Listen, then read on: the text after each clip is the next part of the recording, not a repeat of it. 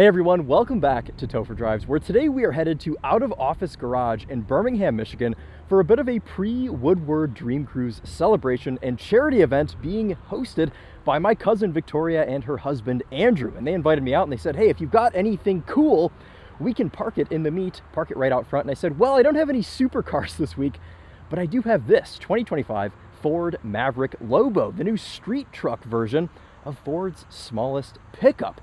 This is a bit of a skunk works vehicle, and you guys know that I love a good basement creation. And well, not only is this a skunk works vehicle, it's also a bit of a parts bin special. Now, the whole kind of street truck thing started when the Maverick came out in 2022. A lot of the engineers obviously saw this as the revival of mini truck culture. And in fact, Tucci Customs built one of these trucks similar. Obviously it was a little bit more exaggerated, but for SEMA, and it was lowered down. It had these turbofan style wheels, big flared fenders, and everyone saw that and thought, maybe Ford should make this reality. Obviously not as crazy looking, but something that they could sell to the masses. And that is where the Lobo came into fruition, into reality. Lots of people on the Maverick team were down to make this happen, and finally for 25 we have it. Now, what is different about the Lobo from other Mavericks? Well, under the hood we have the same 2-liter turbocharged EcoBoost 4-cylinder that you would find in any other trim level of Maverick that isn't a hybrid,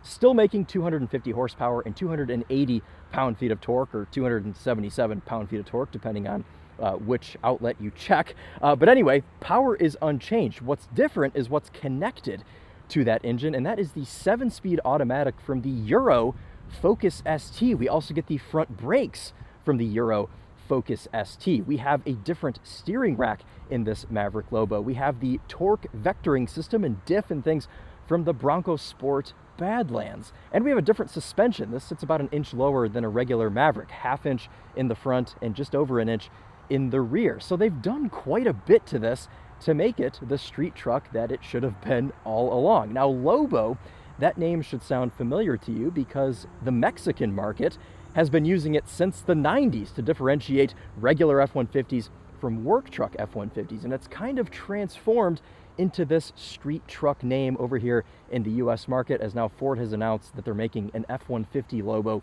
for the US market as well. Lobo means wolf in Spanish, and well, I suppose this is a bit of a wolf. Sort of.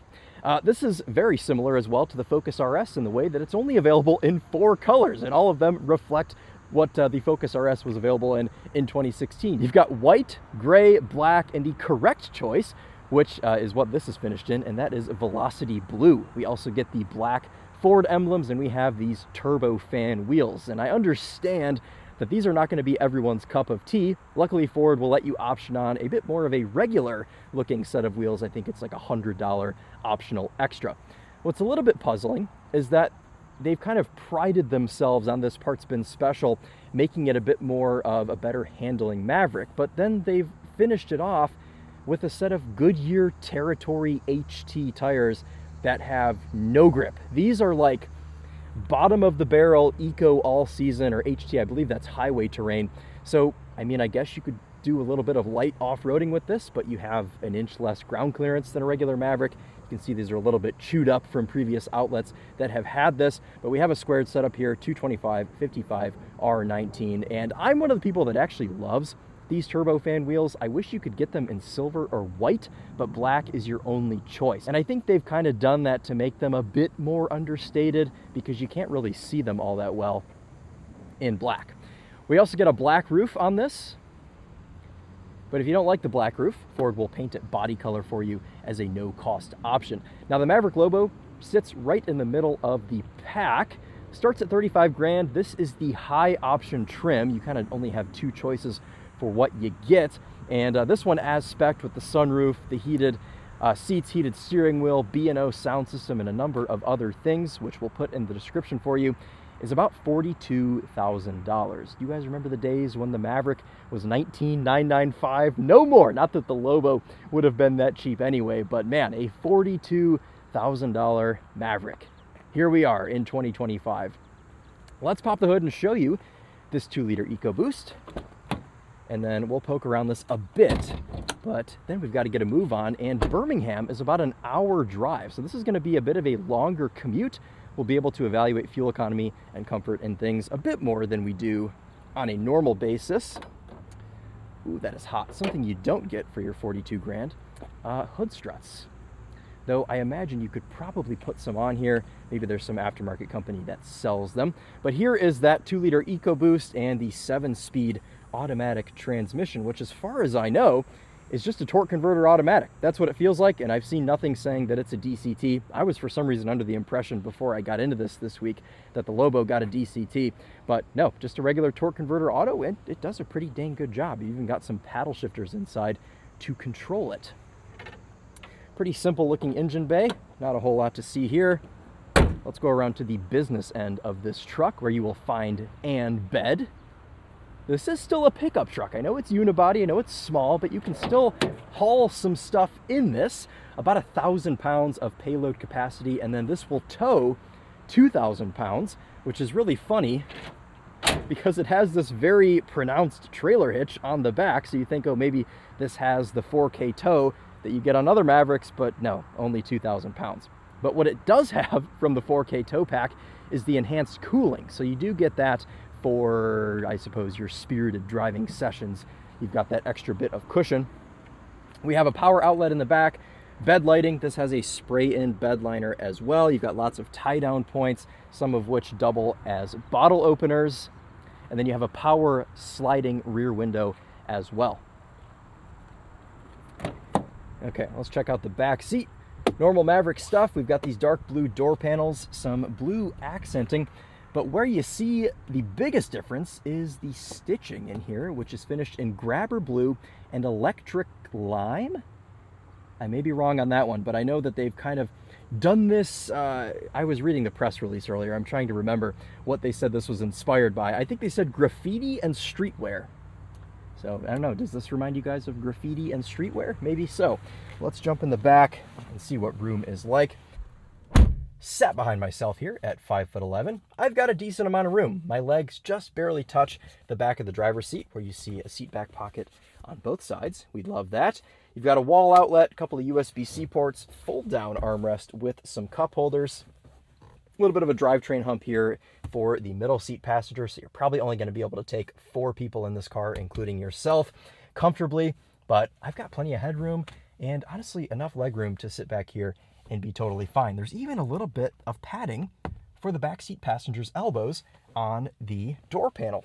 You've got extra room for more cups in the door panel. As we know, Americans love to have their multiple drinks at a time, and Ford understands that, as they're an American manufacturer. Lots of places to put your drinks.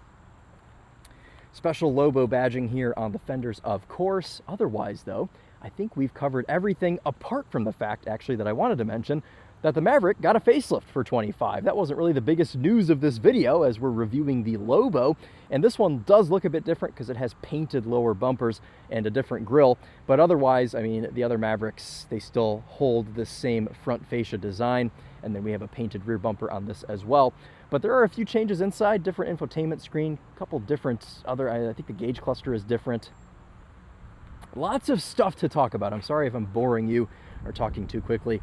But let's get in this and let's get on the road. It's already 6 o'clock.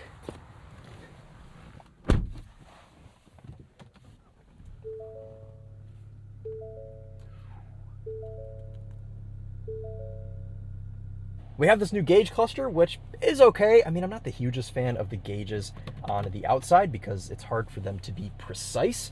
But in the middle, we have this digital gauge cluster, which you can customize to put whatever you would like there on the right-hand side. I've got the fuel economy, which we're going to reset after our spirited section once we jump onto the highway.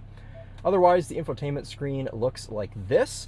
Actually has been totally fine. I don't really have any complaints with the infotainment here on this Maverick. Ford has finally gotten it together and put an acceptable infotainment screen in one of their vehicles. So love to see that. We have our heated seats here.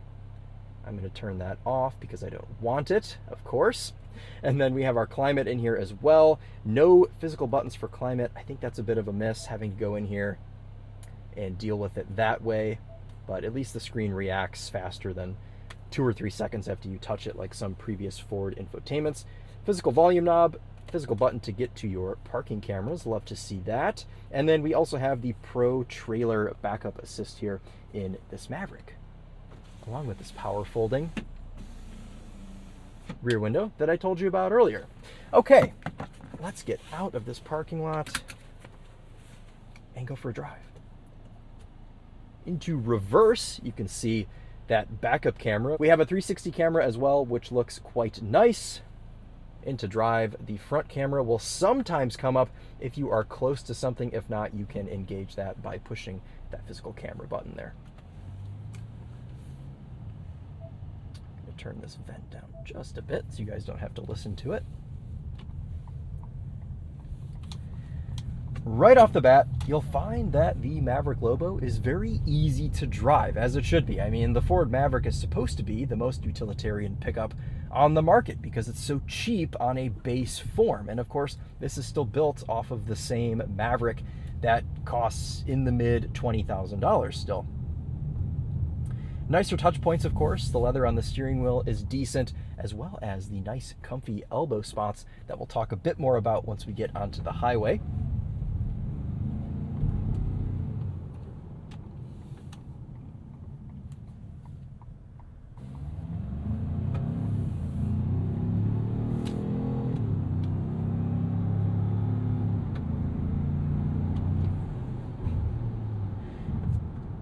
I don't know if they've put a unique sound coming through the speakers here or if something is different, but you get a little bit more of a grunty noise. I don't know, guys. I haven't driven a Maverick in like 3 years, so I'm having to refresh myself a bit.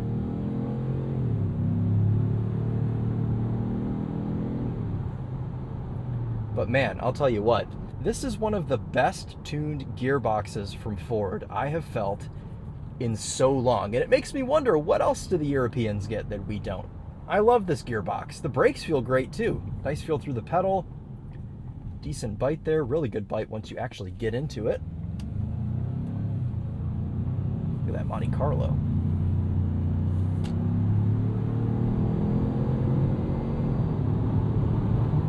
And it's quick enough. You know, you're not really getting, or you're not getting at all, a power advantage here with the Lobo.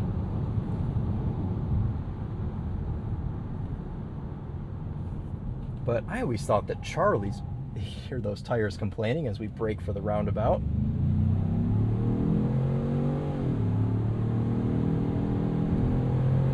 And there's 60. Yeah, I always thought Charlie's Maverick XLT with the 2-liter all-wheel drive, I always thought that was quick enough, and obviously this feels the exact same.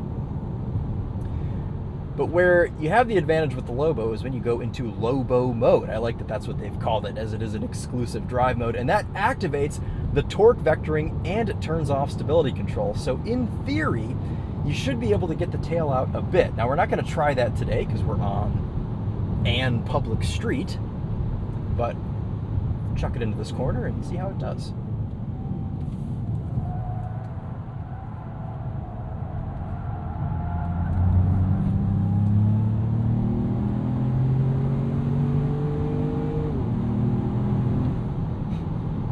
Yeah, I mean, it rotates pretty nice. You don't really feel it start to push until you're at the absolute ragged edge. Then it does kind of switch to understeer, and part of that is just because of these junk Goodyear tires that are on it.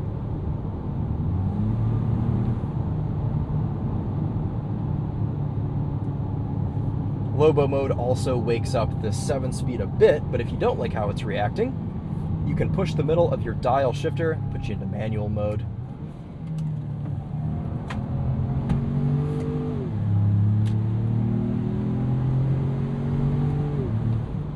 This 7-speed gearbox really does react quite quickly. Like, I'm thoroughly impressed with this automatic transmission. Regular Mavericks get an 8-speed auto or a CVT, of course, if you get the hybrid. But none of them feel like this. This is pretty impressive. Okay, let's take this back out of manual mode because, I mean, I haven't even really been using it. I think that just the regular tune on this is good enough. Let's get this off the line and see how fast we can get to 60.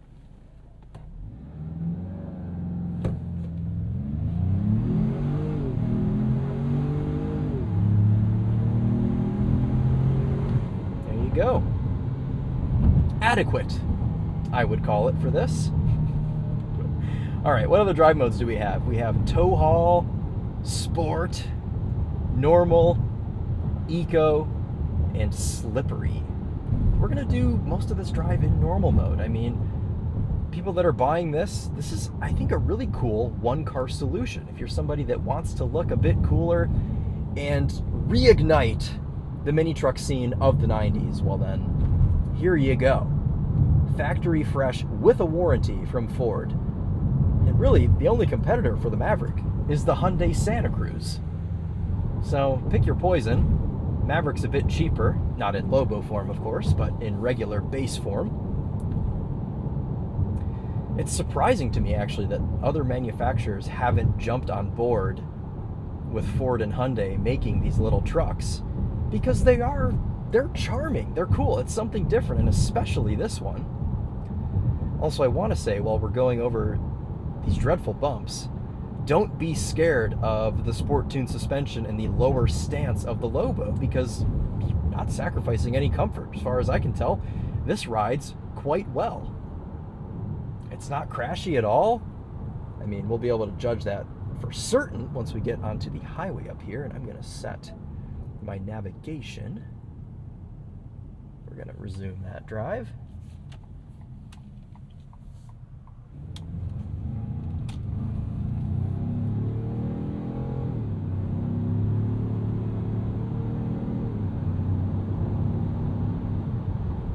Right, just kind of a normal takeoff there in normal mode. You can see it goes through all the gears just fine, doesn't make a racket, and it is just so smooth. I am really impressed with all of the calibration here on this Maverick Lobo. I'm going to go ahead and reset our fuel economy. We can see what we end up getting.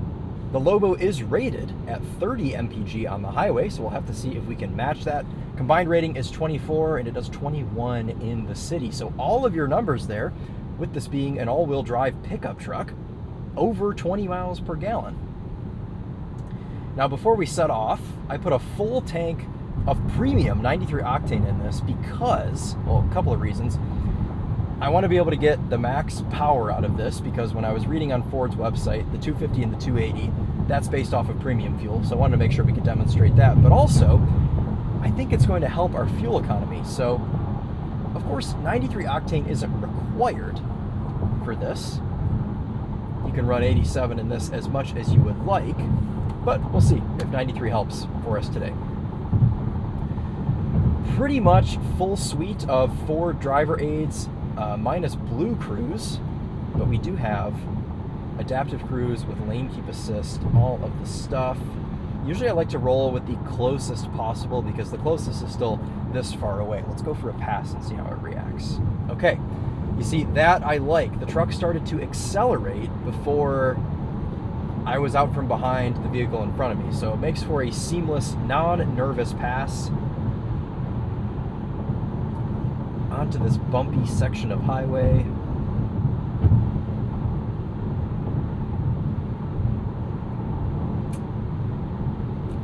It's fine. I mean, you guys have seen me do this in cars that were quite rough, and on our favorite bumpy section of highway, it's a bit of a firm suspension feel, but it's still cushy. Like, I'm not bouncing out of the seat, it's not crashy. I think this is just about as perfect as they could get this for what they were going for this street performance truck. This is great. Yeah, no complaints at all with the ride quality. NVH doesn't seem to be too bad. Most certainly not the quietest vehicle in the world, but it gets the job done. And when you're tired of listening to road noise, you have the 8-speaker B&O sound system, and this speaker grill looks like it's warped already from the sun, so that would be right off the bat a warranty concern that I would be going in for. But otherwise, actually, build quality in here does seem like it's taken quite a big step up from some of the early Mavericks that I drove a few years ago. I mean, that's the only thing, and it's not like it rattles, it's just a bit of an eyesore. You can see the middle of that sticks up a bit, but there's like no interior rattles in here. This is really good. I'm proud of Ford for doing this, for making this up and getting it to a point where you know, maybe you feel a bit better about paying $42,000 for an entry-level pickup truck. Well, if it feels nice inside, that's okay. I mean, there are scratchy materials, top of the door panels, the dashboard, stuff like that you're just going to have to deal with, unfortunately. But it all comes together pretty well. The only thing ergonomically in here that I don't like is the angle of the infotainment screen. I think it's tilted down a bit too far. I don't know if that's really translating on camera, but it's at a bit of a weird angle. I like this gray trim that kind of looks like a boulder.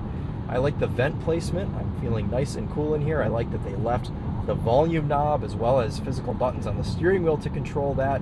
I mean, everything in here, you could pretty much throw your grandparent in and they would be able to drive this just fine. This would be a good peepaw truck. Get them down to the shops, get them around the farm. Seat comfort here in the Lobo, under first impressions, and we'll touch on this again towards the end of the video, seems fantastic. You've even got lumbar adjust here on these leather seats. And there's a power driver seat and a manual passenger seat. I would maybe like to see a power passenger seat for $42,000. It would be nice if they included that here in this upper trim of the Lobo technology pack. But anyway, as far as like seating position and stuff goes, it's quite nice. You sit up pretty high, even with the seat in its lowest position. I can see just about to the front of the hood. I can see very well out the back, out the sides. Visibility as a whole is nice in the Maverick. Elbow comfiness is good, lots of squish. Oh, okay.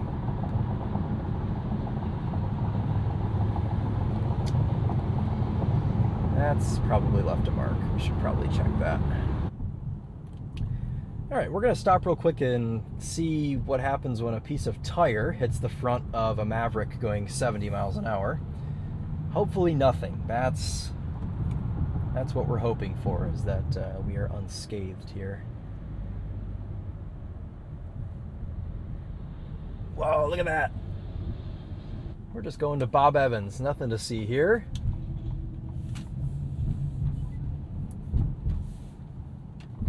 All right, stopping at whatever this place is. Howard Johnson Inn. Let's see. Send good vibes for no damage on the front of this thing right now.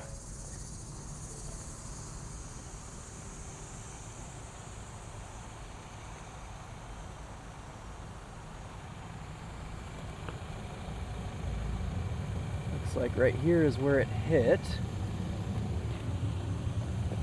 Alright, so it looks like it just maybe popped the fog light out of the bracket. Okay. Well, not the end of the world, but that does suck. Okay, well, from afar, you can't tell that anything happened. All right, well, there you go. Part of the commute. How real world can we be here on Topher Drives? Well, very real world, as I've got a fly in my face currently as well. Thank you. Right, well, time to carry on. Nothing else we can do. Sorry, Ford, about your fog light. Hopefully not too big of a deal to get that sorted out. But anyway, here we go. Let's get back on the highway. Let's try and bring some light to the situation by taking a spirited entrance ramp here in Lobo mode.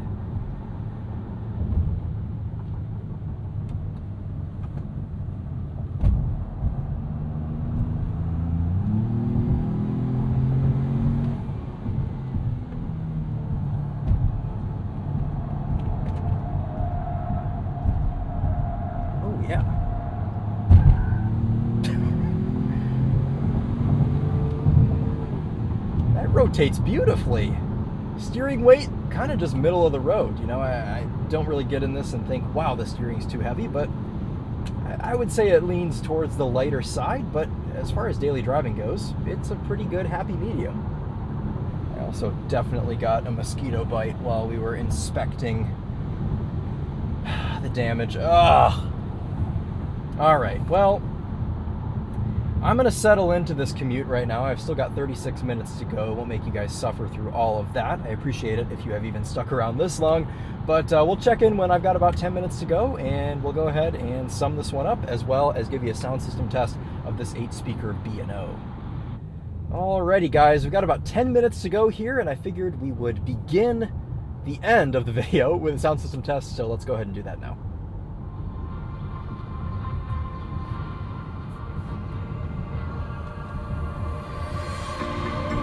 Told you to walk away.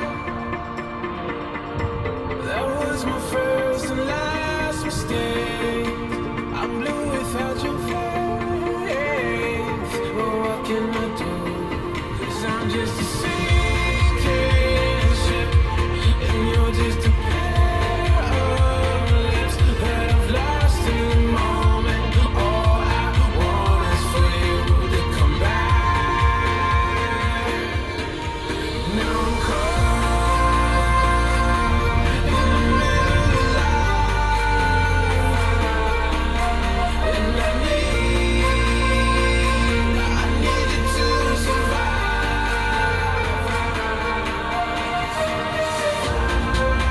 Whoa, survive.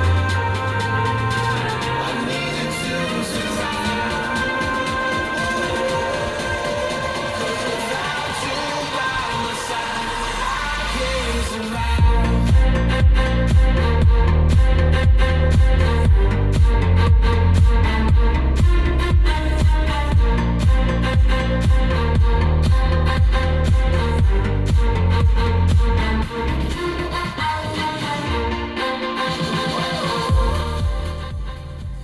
Honestly, okay, so I remember from when we had, I think it was the Maverick Tremor, perhaps. I remember the B&O being pretty dang powerful, and it's still the same here in the Lobo. I mean, this is a bit of a bass-heavy system, as most American cars are, it seems, but it gets the job done. I mean, for only having 8 speakers in Ford's cheapest truck, it does fine. I mean, it's not the most complex sound system in the world, but honestly, even Ford's bass sound systems these days are fine in my book. As far as fuel economy goes, 28.1 is what we've done since we merged onto the highway. This was hovering up towards 30, but then, you know, the last like 6, 7, 8 miles of this drive is not on the highway, so we've got some stop and go, we've got some traffic lights and things where the truck is sitting and idling, but I think even with that, this 28 mpg figure is pretty impressive. I mean, it's fine. You gotta think, this isn't the most aerodynamic thing in the world either. I mean, it's just shaped like a brick with a bed, with no tonneau cover. Anyway, though, just to give you guys some overall thoughts, some final thoughts here on this Maverick Lobo, I quite like it, and I appreciate the fact that they've made this in such a way that it's still dailyable. And the reason I say that is because I remember the first couple of times I drove Explorer STs, I thought, how did this get out of development being this stiff? I mean, people are still going to use these otherwise utilitarian cars as daily drivers, and I love that Ford has made this eccentric in the way of the turbofan wheels and the painted bumpers and the couple of changes in here and the torque vectoring and the brakes and the transmission, but none of it has sacrificed daily ability or comfort. Is daily ability a word? I don't know. None of it has sacrificed the daily driving nature of this car, and I like that. I think that this is a great package, and also the fact that this isn't technically the top trim. You can get into one of these for 35 grand. It splits the difference, and it's just a cool thing. I think what we're lacking a lot right now on the new car market is cool, unique stuff, and this is both of those. So if you want to stand out, or if you want to go back to your glory days, if you maybe had like a bagged Chevy S10 or something, or a Ford Ranger, here you go. Here's your ticket back into the 90s for all the good reasons, of course. The Maverick Lobo. Pulling up now on Woodward Avenue. This will be lined with thousands, tens of thousands of cars here in about 2 weeks. Actually, a little bit less, like a week and a half. Got a bright orange Hummer going by. Nice. Here you go. We are crossing Woodward. Actually, we're stopping at Woodward. There's probably already Dream Cruisers out, honestly. Some diehard people, they start like a week early. See? There you go. Honestly, Woodward anytime it's nice weather. Nice old air-cooled Porsche. I honestly don't know what to expect at this event. My cousin didn't really brief me on anything. She just said, hey, come out to this event that I'm doing, and I said, okay. So I don't know if it's going to be classic cars here, if it's going to be exotic cars. I mean, from what it sounds like, it's going to be some higher end stuff, so I don't know how much the old Maverick Lobo is going to fit in. But that's the cool thing about this, is you can kind of bring this to any sort of event, and in a way it'll fit in, because these old mini trucks were always about being seen. They were about parking and showing off and looking cool. And that's exactly what we're going to go do. And as we pull up to out of office garage behind this tasty Corvette Z06, the check engine light has come on. Anyway, we'll gloss over that. Wonder if maybe that's related to something up front from bumping into that tire. Ooh, E36 M3. Ooh, lots of cool stuff inside. We'll have to see what that's all about. But anyway, let's find a spot to stick the Lobo. Perhaps right here, next to a Range Rover Velour. Why not?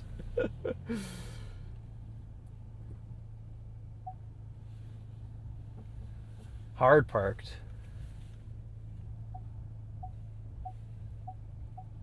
Kind of away from the action, but also that's all right. All right, guys, well, let's jump out, give you one last look at this Maverick Lobo, and that'll be it for today's drive. Hopefully you enjoyed this video. There's a bit of chaos going on, but that's all right. The real world is chaotic, and Topher Drives is real world. So there you go. That's a commute on the Maverick Lobo. Thank you guys all again so much for watching. I'm gonna go find some food because I'm starving, but this was a fun one. Hope you all enjoyed. Let me know if you have any questions, if I left anything out. But that'll be a wrap here for this little street truck. We will see you guys in the next one. Take care. Slow.